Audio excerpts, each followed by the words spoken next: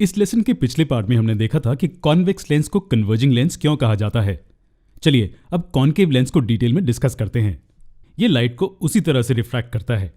एक ray of light concave lens में प्रवेश करने के बाद नॉर्मल की तरफ बेंड होती है और जब वो फिर से एयर में प्रवेश करती है तो वो नॉर्मल से दूसरी तरफ बेंड होती है। क्या कॉन्केव लेंस भी कॉन्वेक्स लेंस की तरह ही बिहेव करेंगे? क्या कॉन्केव लेंस से रिफ्रैक्ट होने के बाद रेज कन्वर्ज होंगे? अगर एक पॉइंट ऑब्जेक्ट से रेज कॉन्केव लेंस पर इंसिडेंट होते हैं तो रिफ्रैक्शन के बाद वो एक सिंगल पॉइंट पर कन्वर्ज नहीं करते। ये रिफ्रैक्टेड रेज डाइवर्ज होते हैं। इसका मतलब कि ये एक दूसरे से दूर जाते हैं। लेकिन रुकिए, क्योंकि ये एक कॉमन पॉइंट पर इंटरसेक्ट नहीं करते, क्या इसका मतलब ये है कि कोई इमेज नहीं बनती? खैर, इमेज बनती है।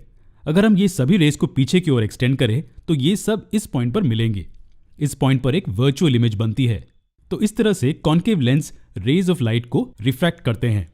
ये एक पॉइंट से आने वाली सारी लाइट को डाइवर्ज करता है, इसलिए इसे डाइवर्जिंग लेंस कहा जाता है।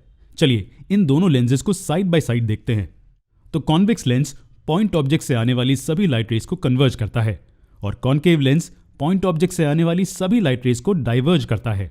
लेकिन ज्यादातर हमारे ऑब्जेक्ट्स बड़े होते हैं, सिर्फ सिंगल पॉइंट नहीं। तो चलिए ऑब्जेक्ट को एरो की मदद से डिनोट करते हैं।